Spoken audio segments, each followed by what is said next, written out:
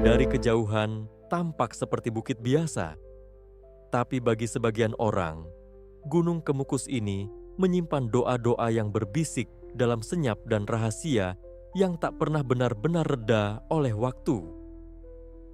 Kabut tipis menggantung di antara pohon-pohon pinus, menyelimuti makam Pangeran Samudro yang dikeramatkan oleh warga sekitar. Beberapa orang datang membawa bunga dan air doa. Tapi ada juga yang datang dengan maksud berbeda, lebih dalam, lebih sunyi, lebih kelam. Di balik warung-warung kecil dan jalur pendakian sederhana, tersimpan kisah yang tak pernah masuk dalam brosur wisata. Sebuah kisah yang tak pernah diceritakan oleh pemandu ziarah. Kisah pilu tentang seorang gadis remaja yang masih berusia 15 tahun. Sebut saja M namanya. Ia datang ke tempat ini bukan sebagai peziarah, bukan pula sebagai wisatawan. Ia datang karena dijanjikan pekerjaan, tapi yang ia temui adalah sisi lain dari tempat yang katanya sakral. Inilah kisah pilu seorang gadis remaja yang masih berusia 15 tahun dalam bayang-bayang wisata religi di Gunung Kemukus, Jawa Tengah.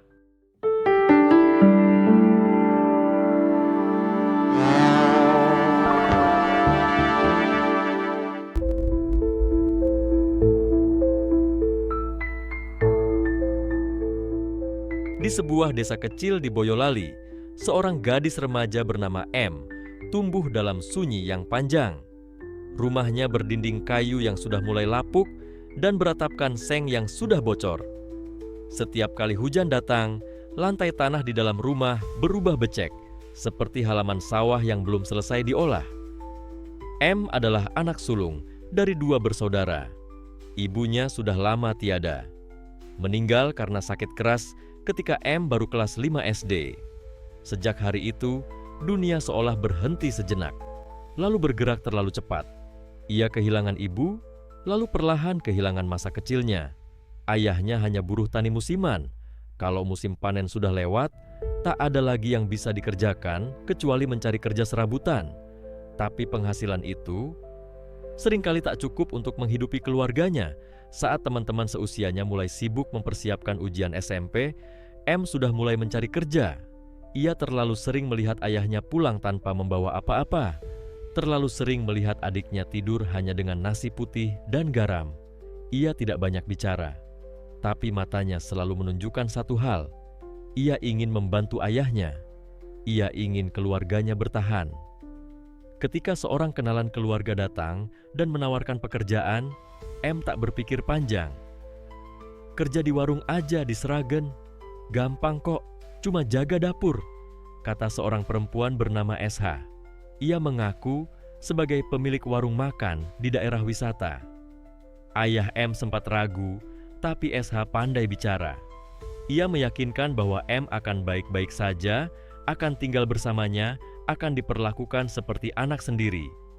M pun berangkat.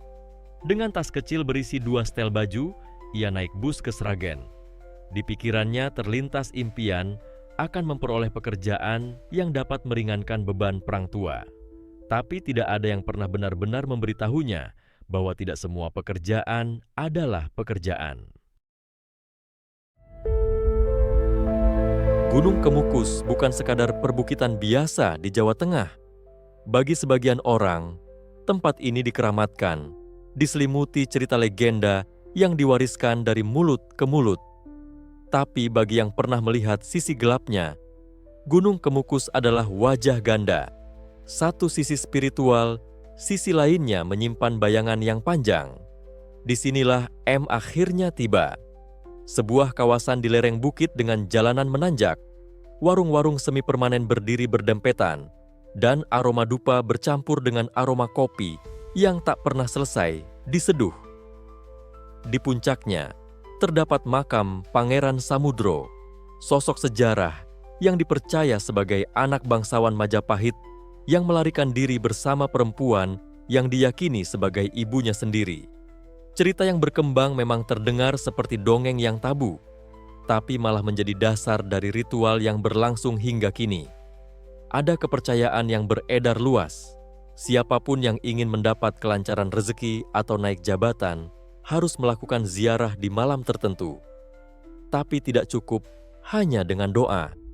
Mitosnya, ritual ini harus dilakukan bersama seseorang yang bukan pasangan sah, dalam kebersamaan yang lebih dari sekadar spiritual. Praktik ini dikenal oleh masyarakat sebagai ritual pesugihan, suatu bentuk keyakinan campuran antara harapan, kenekatan, dan hasrat yang dikemas dalam bungkusan budaya dan tradisi. Disinilah SH membawa M bekerja. Warung tempatnya bukan sekadar tempat makan. Ada bilik kecil di belakang, dilapisi tirai tipis, dan penerangan remang-remang. Disinilah, secara perlahan, M mulai merasa ada yang tidak beres. Awalnya hanya menyeduh kopi, lalu diminta mengantar pesanan ke bilik belakang, lalu disuruh menemani ngobrol tamu. Lalu, semuanya perlahan kabur antara pekerjaan dan sesuatu yang tak pernah ia pahami. Di lingkungan itu banyak warung serupa. Beberapa hanya menyajikan makanan, tapi beberapa lainnya tanpa papan nama, tanpa kamera pengawas, menyediakan layanan tambahan. Pemerintah setempat sebenarnya telah berkali-kali mencoba menertibkan. Spanduk larangan dipasang, razia dilakukan. Branding kawasan ini diubah menjadi wisata religi. Tapi sejarah yang telah mengakar tak bisa dihapus hanya dengan plakat baru dan slogan suci. Gunung Kemukus menyimpan wajah ganda, tempat ziarah dan tempat pertemuan senyap. Dan di antara dua dunia itulah, seorang anak gadis berusia 15 tahun yang bernama M mulai kehilangan dirinya sendiri.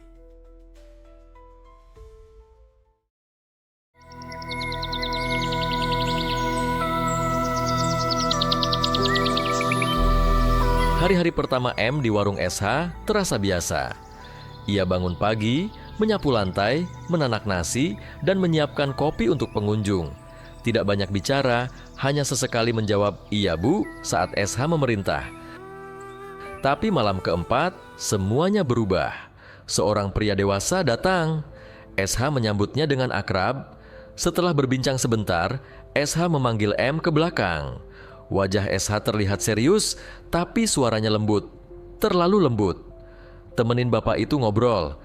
Enggak lama, cuman ngobrol aja. M sempat menolak, tapi SH menatapnya tajam dan berkata, "Kalau kamu nurut, nanti ibu kasih uang. Kamu kan butuh buat kirim ke bapakmu, kan?" M mengangguk. Ia duduk bersama pria itu di bilik sempit. Pria itu bau alkohol. Tangan kasarnya mulai menyentuh lutut M. M pun bergidik. Ketika ia mencoba berdiri, pria itu mendorongnya kembali ke kursi. SH muncul dari balik tirai, kali ini tidak lembut. "Kalau kamu bikin ribut, kamu akan aku pulangin ke Boyolali." M tak punya pilihan. Malam itu adalah malam pertama dari malam-malam lain yang tak pernah ia inginkan. Setiap malam berikutnya, M semakin merasa asing dengan dirinya sendiri. Hari-harinya yang dulu dipenuhi dengan tawa, kini digantikan oleh keheningan yang menyesakkan. Tubuhnya yang dulunya miliknya sendiri, perlahan menjadi milik orang lain. Tak ada yang bisa ia lakukan. Ia hanya bisa menunggu hari esok, berharap semuanya segera berakhir, meski ia tahu itu hanyalah harapan kosong. Mimpi-mimpi tentang masa depan, tentang menjadi guru TK, tentang hidup yang lebih baik, perlahan-lahan mulai pudar, tenggelam dalam gelapnya malam-malam yang terus berulang.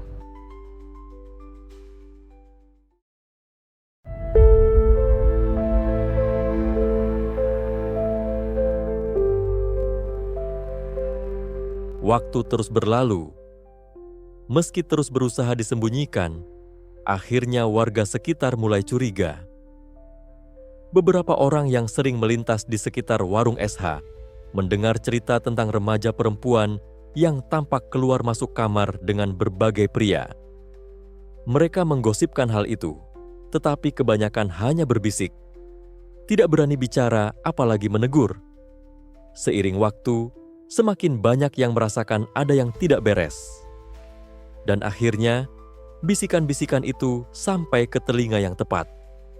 Petugas Polres Sragen, Jawa Tengah, mendapat laporan dari seorang warga yang merasa khawatir dengan apa yang terjadi di warung SH. Laporan itu menjadi titik awal penyelidikan yang membawa mereka ke jalan yang gelap namun penuh harapan. Penyelidikan dimulai dengan hati-hati. Polisi tahu mereka harus bergerak dengan cermat, karena jika ini gagal, mereka akan kehilangan kesempatan besar untuk menyelamatkan M dan menghentikan perbuatan keji yang telah berlangsung begitu lama. Awal Maret 2025, polisi mempersiapkan penyamaran yang sangat rinci. Malam itu, seorang polisi berpakaian seperti peziarah, berpura-pura lelah setelah perjalanan jauh datang ke warung SH. Ia memesan kopi dan duduk di meja sebelah, mencoba tampil seperti pengunjung biasa yang ingin beristirahat setelah hari yang panjang. Selama beberapa menit, suasana terasa tenang dan biasa. SH yang tampak ramah, menyapa dan menawarkan layanan seperti biasa. Tapi kemudian, di luar dugaan, si tamu bertanya dengan nada yang tidak biasa. "Ada yang bisa nemenin ngobrol, Bu?" SH terkejut sejenak, tapi hanya sebentar. Ia tidak berpikir dua kali. "Ada, anak baru, masih muda, nggak rewel, tapi tarifnya beda." Polisi itu lalu menyerahkan uang tunai sebesar Rp250.000, sebuah transaksi yang bisa jadi terlihat biasa di mata SH. Lalu SH memanggil M gadis itu keluar dengan mata menunduk, tubuhnya gemetar. Tapi sebelum ia sempat duduk, tim lain bergerak masuk. Dengan identitas terbuka, polisi membekuk SH. Dalam sekejap, warung itu menjadi tempat penggerebekan. Bukan lagi tempat istirahat para peziarah, tapi menjadi TKP kejahatan pada anak. Dengan tangan terikat, SH hanya bisa terdiam. Ia tak bisa lagi berkata-kata, hanya menunduk dalam keheningan yang menyelimuti. Sementara itu, M dibawa oleh petugas polisi yang membimbingnya menuju mobil patroli dengan hati-hati. Tangisnya terdengar jelas, sebuah tangisan yang sudah tertahan begitu lama. Pengungkapan itu tidak hanya menyelamatkan seorang anak, tetapi juga mengungkap jaringan kejahatan yang selama ini tersembunyi di balik tirai tipis harapan dan ketakutan. SH akhirnya dijerat pasal 2 Undang-Undang Nomor 21 Tahun 2007 tentang tindak pidana perdagangan orang. Ancaman hukumannya 15 tahun penjara. Di kantor polisi, SH sempat berkata, "Saya cuma bantu dia cari duit." Tapi polisi tidak mempercayainya. SH tetap digelandang ke sel tahanan Polres Sragen, Jawa Tengah untuk mempertanggungjawabkan perbuatannya.